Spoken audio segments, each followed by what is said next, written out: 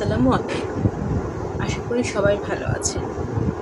আমিও চেষ্টা করছি ভালো থাকার, কিন্তু পারিপার্শ্বিক যে পরিস্থিতি সেটাতে আসলে কতজন মানুষ ভালো আছে সেটা হচ্ছে সবথেকে বড় প্রশ্ন। যাই হোক, আমি আজকে ছোট্ট একটা বই রিভিউ করার চেষ্টা করব। প্রচণ্ড পরিমাণ রিডিং ব্লকে আছি, তারপরেও এই বইটা একটু কষ্টের চেষ্টা করা শেষ করেছি। তত্ত্বযান, জানালায় দাঁড়ানো ছোট্ট মেয়েটি। তেতসুকো কুরোনাগি লেখা যে এই বইটি যে লিখেছেন, এটা হচ্ছে তার নিজের জীবনের একটা গল্প। উনি জাপানের সেই সময় অনেক ভালো একজন উপস্থাপিকা ছিলেন, অনেক জনপ্রিয় একজন উপস্থাপিকা ছিলেন। বইটা অনুবাদ করেছে শোভন নবী এবং বইটা প্রকাশিত হয়েছে নয়া উদ্যোগ প্রকাশনী থেকে। নয়া উদ্যোগ প্রকাশনীর অন্যতম বেস্ট সেলার একটা বই। বর্তমান সময়ে যদি আমরা আমাদের দেশের শিক্ষা ব্যবস্থার দিকে তাকাই, আমরা দেখতে পাবো আমাদের এই শিক্ষা ব্যবস্থায় অনেক গ্যাপ আছে, অনেক ঘাটতি আছে। কিন্তু এই যে তত্ত্বযান বইটা পড়লে আমাদের হয়তো কম বেশি অনেকেরই ধারণা হবে আসলে শিক্ষা ব্যবস্থা কেমন হওয়া উচিত। জাপানেও কিন্তু যে সময়ের গল্প এটা, সেই সময়ে শিক্ষা ব্যবস্থা তখনও উন্নত ছিল, কিন্তু সব কিছুর থেকে তোমোয়ে এই স্কুলটার শিক্ষা ব্যবস্থা ছিল একদম আলাদা। এই যে প্রধান শিক্ষক, তিনি দেশের বাইরে থেকে, জাপানের বাইরে থেকে অনেক কিছু জেনে এসে তার নিজের স্কুলে সেটাকে প্রয়োগ করেছিলেন। যেমন তাদের স্কুলটা কোনো ইটকাঠের বিল্ডিং ছিল না, প্রত্যেকটা ক্লাসরুম ছিল রেলওয়ে বগি। তত্ত্বযানকে প্রথম স্কুল থেকে এক প্রকার তাড়িয়ে দেয়া হয়, কারণ তার দুষ্টুমি। সেটা হয়তো দুষ্টুমি বলা যাবে না, কারণ সে একটা ছোট্ট বাচ্চা মেয়ে, তার স্বভাব একটু দুরন্ত হবেই। তারপর যখন তাকে স্কুল থেকে বের করে দেওয়া হলো, তখন তার পরিবারের স্বভাবতই বেশ দুশ্চিন্তায় পড়ে যায়। তোমোয়ে গায়ুকেন সেই সময়ে এসে তত্ত্বযানকে আলোর পথ দেখায়। তত্ত্বযান সেই স্কুলে একাই ট্রেনে যাওয়া আসা করত। স্কুলে গিয়ে সে অনেক কিছু শিখেছিল, যেমন পাহাড়ের খাবার, সাগরের খাবার। তারা দেখেছিল কীভাবে স্কুলে বসে ক্যাম্পেইন করতে হয়। তারা সবাই বাচ্চারা জাহাজে করে গিয়ে উষ্ণ প্রস্রবণের দেশে গিয়েছিল। সেখানে গিয়ে তারা আনন্দে সাঁতার কেটেছিল, কেউ বাজার করেছিল, তারা স্কুলে সাঁতার কাটা শিখত। এই স্কুলটাতে অনেক ধরনের মানুষই ছিল, অনেক স্পেশাল চাইল্ড ছিল, অনেক সুস্থ মানুষও ছিল। প্রতিদিন দুপুরে বা প্রতিদিন ক্লাসে প্রত্যেকটা মানুষই একে অপরের খোঁজ খবর নিত, যে জিনিসটা ওদের বন্ডিংটাকেও অনেক বেশি ভালো করেছিল এবং শেষ পর্যন্ত তাদের এই বন্ডিংটা টিকেছিল। এই বইটা নিয়ে তো আসলে তেমন কিছু বলার নাই, কারণ প্রত্যেকটা মানুষই মোটামুটি কম বেশি এই বইটা সম্পর্কে জানে। যদি আমাদের শিক্ষা ব্যবস্থাটাকে কিছুটা হলেও তত্ত্বযানের সেই স্কুলের মতো করা যায়, হয়তো আমাদের দেশের শিক্ষা ব্যবস্থাটা অনেক বেশি উন্নত হবে। কিন্তু বাস্তবিকভাবে দেখলে আসলে এটা প্রয়োগ করা সম্ভব হয় না, হয়ে ওঠে না।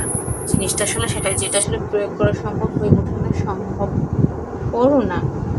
তারপরেও হয়তো চেষ্টা করা যায়, স্কুলে না হোক বাসার থেকে। যেমন এখানে পারিবারিক শিক্ষারও একটা ব্যাপার ছিল। তত্ত্বযান স্কুল থেকে যখনই ফিরত, তখন দেখা যেত যে তার পোশাক আশাক এমনকি অন্তর্বাসও ছেঁড়া থাকতো। সে মাকে এসে বলতো যে পিঠে ছুরি মেরেছে কেউ, এই ঢিল মেরেছে কেউ, নানা রকম কথা বলতো। তার মা বুঝতো যে না, আমার মেয়েটা যে বুঝতে পারেনি বা সে হয়তো ভয় পেয়েছে যে আমি কিছু বলবো, সেই জন্য সে আমাকে লুকিয়ে আমার কাছে কথাবার্তা। তো সে মা আস্তে আস্তে কথা বলে তার কাছ থেকে তথ্যগুলো বের করতো, তাকে বোঝানোর চেষ্টা করতো এবং এই তোময় গার্গিয়ান স্কুলের সব থেকে মজার বিষয় যেটা ছিল, তুমি যা খুশি করো তোমাকে কেউ মানা করবে না, তুমি যা খুশি পড়ো তোমাকে কেউ মানা করবে না। যদিও এই জিনিসটা কতটা ভালো সেটা সেই সময় প্রেক্ষিতে হয়তো ভালো ছিল, কিন্তু এখনকার প্রেক্ষিতে কেমন সেটা জানা যায় না, চেষ্টা করা যায়। শিক্ষা ব্যবস্থা আমরা হয়তো পুরোটাই ফলো করতে পারবো না, কিন্তু এখান থেকে আমরা কিছু কিছু শিক্ষা নিতে পারি।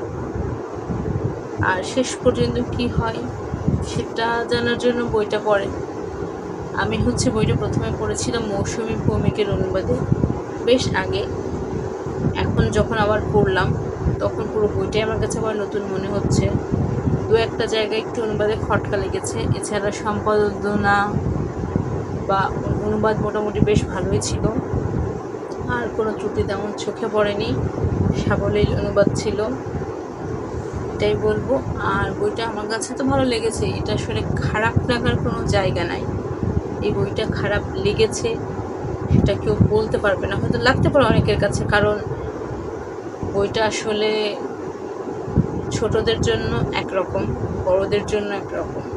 ছোটরা পড়বে তথ্যজ্ঞানের পার্সপেক্টিভ থেকে, একজন বড় মানুষ হিসেবে হয়তো তথ্যজ্ঞানের মা কিংবা প্রধান শিক্ষক কিংবা আর একজন সাধারণ শিক্ষক বা যে কোনো সাধারণ মানুষ হিসেবে আমরা হয়তো এই বইটা পড়ব।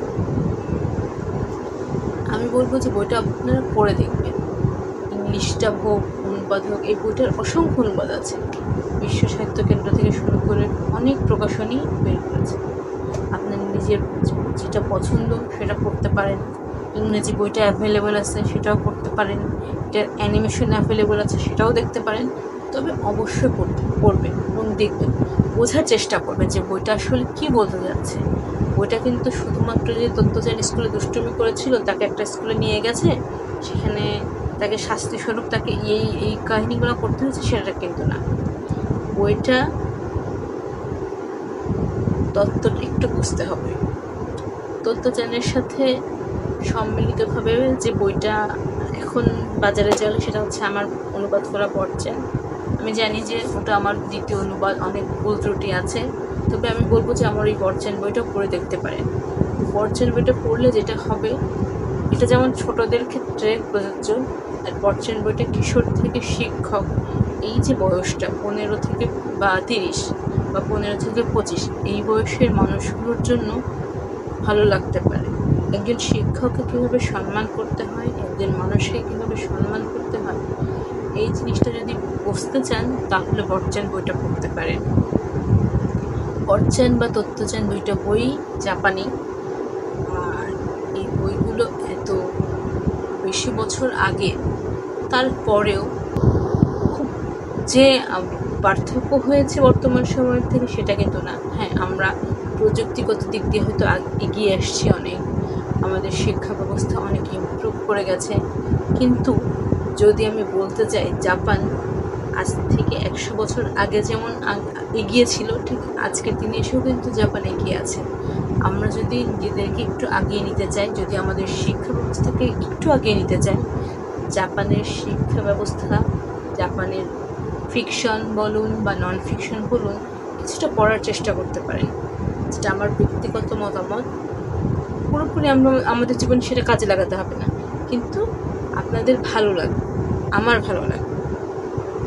নিজেদেরকে এই তথ্যজ্ঞান কিন্তু একটা খুব সাধারণ একটা ছোটো বাচ্চা মেয়ের মোটিভেশন যে খুব দিবে সে, এটা কিন্তু না, কিন্তু এর ভিতরেও আপনি অনেক মোটিভেশনাল কথা খুঁজে পাবেন, বিশেষ করে যখন প্রধান শিক্ষকের কথাগুলো আসে।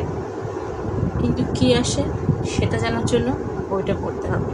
বইটা পড়ুন, বইটা রিভিউ করুন আর জানান। ধন্যবাদ।